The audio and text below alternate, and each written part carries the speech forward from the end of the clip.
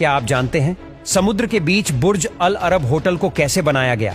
ये दुनिया की सबसे महंगी होटल है, जिसके अंदर इतना सोना है कि जिससे 3 फुटबॉल की ग्राउंड्स को कवर किया जा सकता है।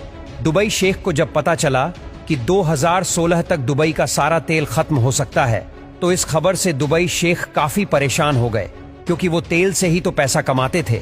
अब उन्होंने सोचा कि हम दुनिया का एकमात्र 7 स्टार होटल बनाएंगे, जिससे दुबई की ऑयल डिपेंडेंसी कम हो जाए और वो टूरिस्ट से पैसा कमाना शुरू कर दें। दोस्तों, ये 7 स्टार होटल को बनाने में 7.8 बिलियन डॉलर्स का खर्चा आया, जितने में वो 5 बुर्ज खलीफा और भी खड़े कर सकते थे। दुबई शेख की डिमांड थी कि वो होटल पानी में खड़ा होना चाहिए, और जब सारा काम खत्म हो गया तो शेख ने इंजीनियर से कहा कि उन्हें एक इस पर हेलीपैड और फ्लोटिंग रेस्टोरेंट भी चाहिए। लेकिन इंजीनियर्स अगर इस पर हेलीपैड और फ्लोटिंग रेस्टोरेंट बनाते तो सारा होटल गिर भी सकता था। लेकिन फिर आखिर इंजीनियर्स ने शेख की इस फरमाइश को कैसे पूरा किया, सब कुछ आज हम आपको इस वीडियो के जरिए बताएंगे। सबसे पहले तो समुद्र में बड़े बड़े पत्थरों से एक आर्टिफिशियल आइलैंड बनाया गया। इस आइलैंड के बनने के कुछ ही समय बाद एक समुद्री तूफान आया और उसने पूरे आइलैंड को ही हिला दिया। सभी सोच में पड़ गए कि जब एक तूफान ने इस आइलैंड को इतना नुकसान पहुंचा दिया, तो फिर अगर इस पर होटल बन गया तो उसका क्या होगा। पहले तो किसी को समझ नहीं आ रहा था कि क्या करना चाहिए, तब तक काम को भी बंद करना पड़ा।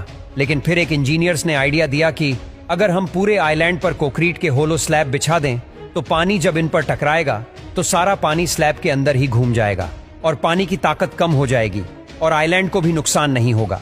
अब इंजीनियर्स में फिर से जोश आया और काम दोबारा शुरू हुआ और लगातार 2 साल तक चला। लेकिन फिर बारी आई होटल को अर्थक्वेक बनाने की। उसके लिए इंजीनियर्स को बड़े बड़े स्टील के डायग्नोज को बिल्डिंग पर फिट करना था, लेकिन ये डायग्नोज होटल से 15 किलोमीटर दूर बन रहे थे और इतने विशालकाय डायग्नोज को ले जाना बहुत चैलेंजिंग था। लेकिन फिर जैसे तैसे 15 किलोमीटर के उस सारे रास्ते के ट्रैफिक को बंद करके डायग्नोज को साइड तक पहुंचाया गया। और फिर जब इन डायग्नोज को उठाने की बारी आई तो पता चला कि दुबई में कोई इतनी हाईटेक लिफ्टिंग मशीन ही नहीं थी, क्योंकि हर एक डायग्नोज का वजन 165 टन था और इस काम को अंजाम देने के लिए स्पेशली सिंगापुर से लिफ्टिंग मशीन मंगवाई गई। दुबई की गर्मी में अगर इस डायग्नोज को वैसे ही फिट करते तो गर्मी की वजह से स्टील का साइज बढ़ जाता और होटल गिर भी सकता था। और इसीलिए इंजीनियर्स ने खास तरह की वॉशर को डिजाइन किया, जिससे चाहे स्टील का साइज बढ़ भी जाए फिर भी बिल्डिंग को कोई नुकसान ना हो। जब दुबई शेख इस होटल को चेक करने आए तो उन्हें यह बिल्कुल पसंद नहीं आया। उन्होंने कहा कि मुझे अब इस पर एक हेलीपैड और फ्लोटिंग रेस्टोरेंट भी चाहिए। अब इंजीनियर्स इस पर फ्लोटिंग रेस्टोरेंट कहां पर खड़ा करेंगे, इसके लिए जगह ही नहीं बनाई थी। और फिर इंजीनियर्स ने दिमाग लगाकर बुर्ज अल अरब के कंक्रीट कोर्स में स्टील ब्रेकर डाले और बाद में मोटे बीम ऊपर डाले गए। इसके बाद बीम्स के ऊपर लोहे का स्ट्रक्चर बनाकर उसे शीशे से कवर कर दिया गया और इस तरह उन्होंने शेख की इस फरमाइश को पूरा कर दिया। बुर्ज अल अरब के इंटीरियर डिजाइनर के लिए ख्वान च्यू को बुलाया गया और इसी डिजाइनर ने ब्रुनई के सुल्तान के महल को भी डिजाइन किया था। बुर्ज अल अरब में लगने वाला मार्बल इटली और ब्राजील से मंगवाया गया और जितना मार्बल मंगवाया गया उतना ही 24 कैरेट का सोना भी मंगवाया गया, क्योंकि किसी भी चीज को गोल्ड पेंट करना दुबई के रूलर के शान के खिलाफ है। लेकिन जब दुबई शेख ने इंटीरियर डिजाइनिंग का काम चेक किया तो उन्हें वो बिल्कुल भी पसंद नहीं आया और इसके बाद डिजाइनर बहुत परेशान हो गए।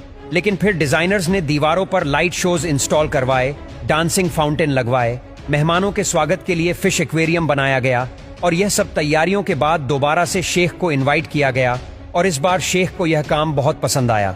और आज इस लग्जरियस होटल में रहने का ही एक रात का 5 से 10 लाख का खर्चा आता है।